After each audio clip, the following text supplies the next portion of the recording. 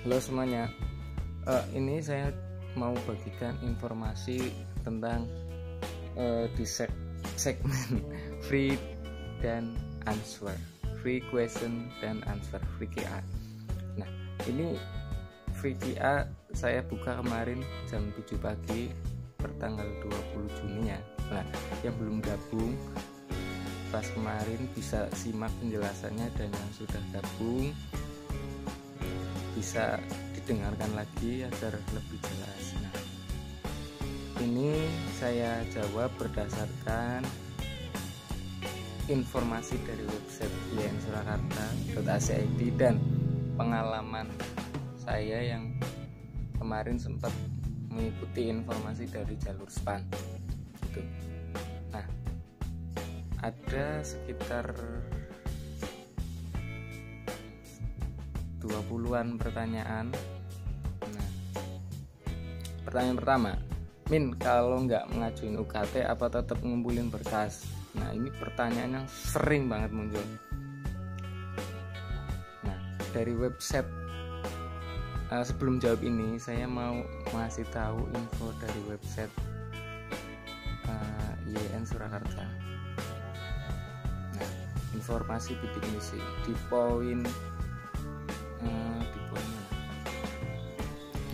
pendaftaran. Siswa yang dinyatakan lulus atau diterima di IAIN Surakarta mendaftar melalui HTTP UKT bidik misi ya. Nah, ini apakah yang lulus, apakah yang mendaftar bidik misi atau semua mahasiswa yang lulus dalam arti diterima di UMPTKIN harus mendaftarkan UKT. Tapi menurut saya gak semua mahasiswa itu yang gak mau ngajuin UKT ya, gak seluruh mahasiswa yang mau mengajukan UKT. Dan yang tidak mau mengajukan UKT, dari pemahaman di sini saya kira tidak harus mendaftar ataupun mengisi form di website uktbidikmisi.iain-surakarta.ac.id. Sepertinya tidak perlu. Nah, ini didasarkan pada mahasiswa baik yang tahun 2016 maupun 2017 yang tidak mengajukan UKT karena tidak tahu adanya UKT ya. Jadi kalau nggak ngajuin UKT apa ya, kalau nggak ngajuin UKT tetap masuk UKT, baik itu 1, 2 atau 3, karena UKT itu rezeki-rezekian istilahnya. Jadi secara singkat, menurut pemahaman saya dari sini, ini yang mau mengisi di website ini bagi mahasiswa yang mau mengajukan UKT dan bidik misi. Yang tidak mau mengajukan UKT itu tidak perlu. Nah, fungsi mengajukan UKT itu apa? Fungsinya agar kamu mendapatkan UKT yang rendah, yang lebih murah. Tetapi kalau dirasa tidak cukup, dirasa cukup dalam artian mampu, ya tidak perlu. Yang penting berkas secara offline, yaitu tanggal 11 sampai 14 Juli. Oke, itu yang pertama. Oke, saya jawab pertanyaan 1. Min, kalau nggak ngajuin UKT apa tetap ngumpulin berkas? Tetap ngumpulin berkas tanggal 11 sampai 15 itu.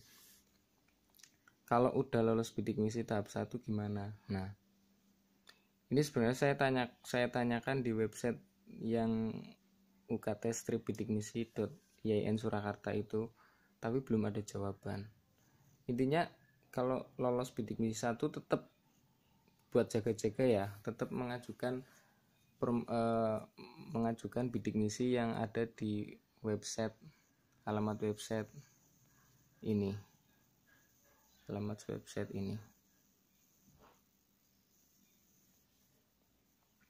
Nah itu. Dua dari Adi Rohman, Kak mau tanya kalau ngajuin UKT gitu nggak ngajuin UKT gitu nggak ngunggah data di web UKT, apakah pas pengumuman UKT nama kita tetap tercantum atau malah nggak tercantum di pengumumannya? Nah ini tadi saya sudah jawab di awal. Berdasarkan pengalaman tahun 2016 dan 2017 yang tidak mengajuin UKT tetap masuk di UKT gitu. Kemungkinan UKT-nya UKT yang paling mahal, UKT 4 gitu ya. Ini saya menjawab berdasarkan realita. Kemudian pertanyaan keempat dari Rahmanisa Alfia, Kak mau tanya kalau misalkan nggak ngajuin UKT kira-kira dapat UKT mulai golongan berapa? Kemungkinan besar di golongan 4 atau golongan 3. Kalau bejo ya golongan 2.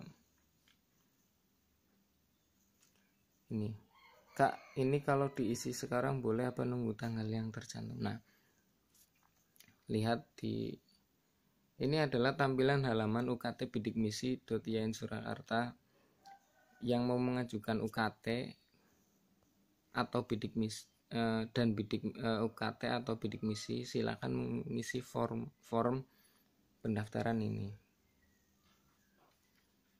Nah, untuk nomor pendaftaran saya juga masih bingung karena kemarin saya coba masukkan. Nah, itu nanti dulu aja. Kak mau tanya pas isi data pengajuan UKT ada yang nggak diisi gitu gimana? Nah, kalau nggak ada yang terlewatkan itu nggak bisa disimpan, ada tulisan error. Coba saja. Kak mau tanya pas ikut tes UMPTN nggak pakai bidik misi, terus pas ngisi form pendaftaran nyantumin bidik misi itu boleh nggak ya Kak? Terus apakah pas daftar ulang di PTN dicek antara kartu pendaftaran UMPTN dan formulir pendaftaran? Ini ada dua pertanyaan ya.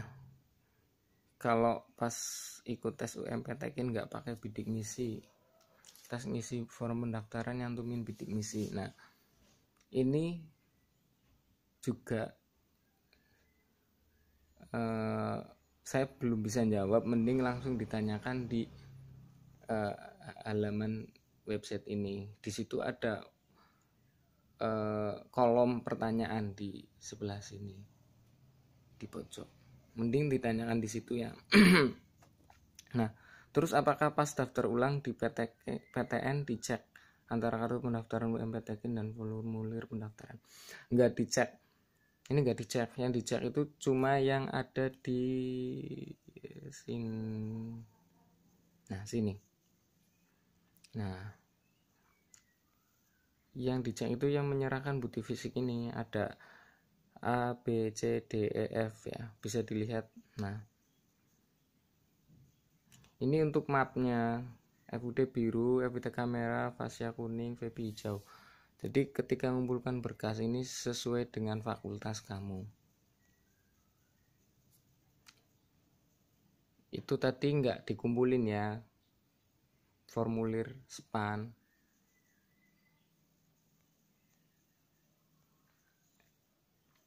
Pertanyaan ke-8. Kak mau tanyakan dalam pengajuan UKT harus scan kwitansi pajak bumi dan bangunan, sedangkan aku PBB-nya masih ikut sama nenek, itu nanti gimana ya? Ya seadanya aja. Kalau ikut nenek ya itu. Pertanyaan selanjutnya dari Zena, apa yang bisa dapat bidik misi cuma yang lulusan 2017? Soalnya di info bidik misi website Ensora tertulis bagi lulusan 2017. Terus kalau yang lulusan 2016 gimana cara ngurus bidik misinya? Soalnya pas daftar ikut PTN saya pilih jalur bidik misi. Memang benar di website sini, website informasi bidik misi, itu siswa SMA, SMK, MA, MAK yang sederajat yang lulus pada tahun 2017 dan umur paling tinggi 21 tahun.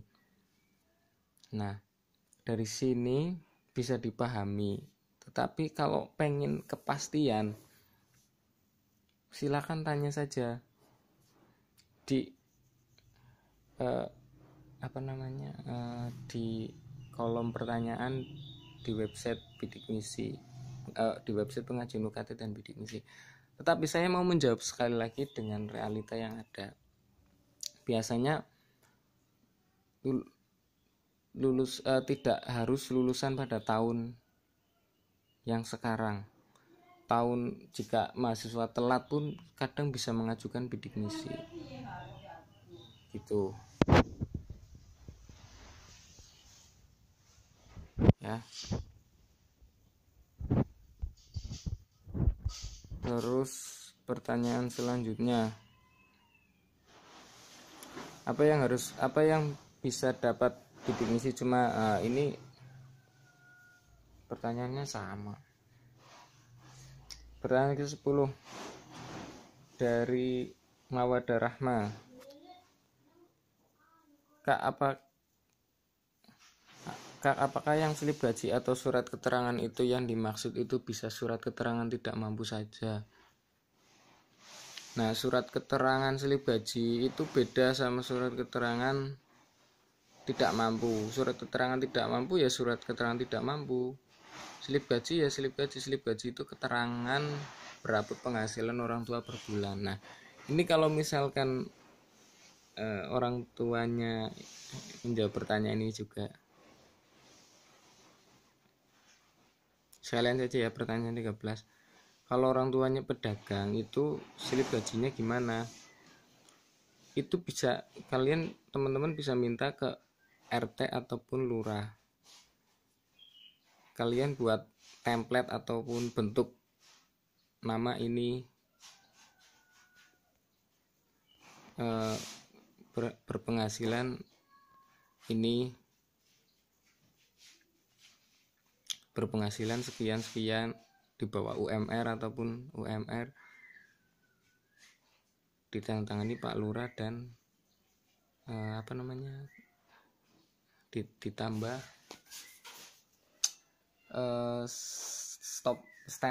stempel materai 6.000 gitu ya.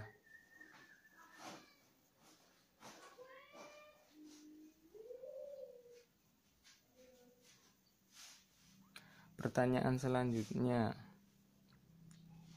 kalau rumahnya udah pindah ke Karanganyar tapi kakaknya masih di Solo, isi registrasinya gimana? Iya, alamatnya sesuai dengan kakak aja gitu, tapi fotonya rumah yang terbaru nggak masalah. Permisi mau soalnya gini ya, untuk pertanyaan 11, info ataupun alamat itu setiap tahun itu akan diupdate, jadi sesuai dengan yang kamu punya sekarang aja gitu. Permisi mau tanya, waktu ikut tes UMPTKIN saya tidak memakai bidik misi, terus apakah nanti saya diperbolehkan untuk mengikuti pengajuan UKT? Kalau pertanyaan seperti ini, kamu boleh mengajukan UKT, boleh itu ya, boleh intinya. Nah, ini saya sudah jawab pertanyaan ke-14. Kalau nggak punya kwitansi telepon gimana? Ya dilewatin. Tapi kalau misalkan error, mending tips ya ini, kalau misalkan mending upload foto, terserah deh. Kalau misalkan harus diisi semua ya, itu mending upload foto, terserah. Sebenarnya nggak perlu diisi, nggak perlu diupload. Tapi kalau misalkan websitenya meminta harus ada yang diupload, ya upload foto terserah. Kak, kalau nggak ada kwitansi listrik gimana? Soalnya pakai listrik sama nggak. Nah, udah ada yang tanya, aku baru join grup. Francia, ya kamu bisa pakai slip ataupun pembelian bulan kemarin ataupun bulan sekarang kalau mau beli sekarang ya. Intinya ketika kita beli pulsa listrik ya, itu kan ada kwitansinya gitu, ataupun screenshot SMS pembelian itu dimasukkan saja.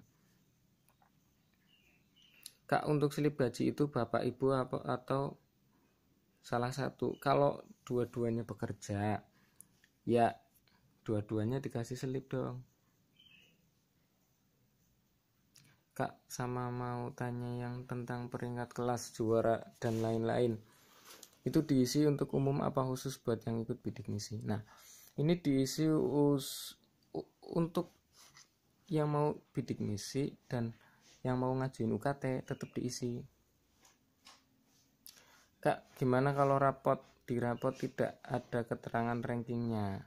Nah, berarti dipilih di ranking 4 dan seterusnya. Ya, berarti dipilih di peringkat atau ranking 4 atau seterusnya, itu diklik. Ini untuk pengajuan UKT ya. Nomor pendaftaran tuh yang mana? Nah, ini mungkin website ini didesain tidak hanya untuk jalur UMPTKIN tetapi untuk jalur mandiri juga. Nah, di awal juga saya sudah jelaskan. Kemarin saya coba login menggunakan nomor pendaftaran UMPTKIN, itu nggak bisa. Dikasih nomor pembayaran UMPTKIN juga nggak bisa, tapi dimasukin saja lah nomor tes UMPTKIN. Kalau enggak, nomor yang waktu kamu pengumuman kelulusan UMPTKIN itu kan ada nomornya ya, masukkan itu aja wis.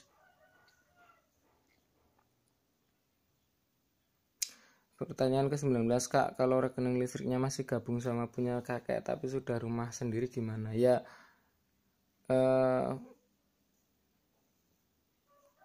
lebih baik pakai yang punya kakek aja itu.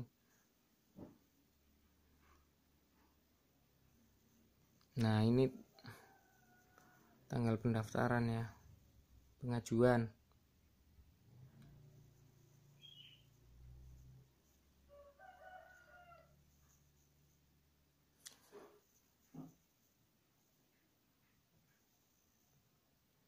Nomor peserta diisi no UMPTKIN apa enggak? Ya nomor UMPTKIN aja wis.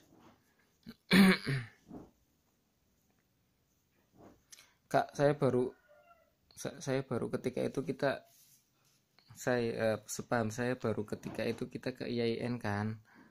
Iya, ke IAIN itu tanggal 11 sampai 14. Itu ke IAIN. Kalau misalkan di tanggal ini kalian nggak bisa ke IAIN, ini sebenarnya untuk pengumpulan berkas itu bisa dititipkan ke teman ataupun ke tingkat yang ada di IAIN, itu bisa dititipkan di situ. Nanti kamu di rumah, mereka yang mengasihkan juga nggak apa-apa, berdasarkan pengalaman gitu.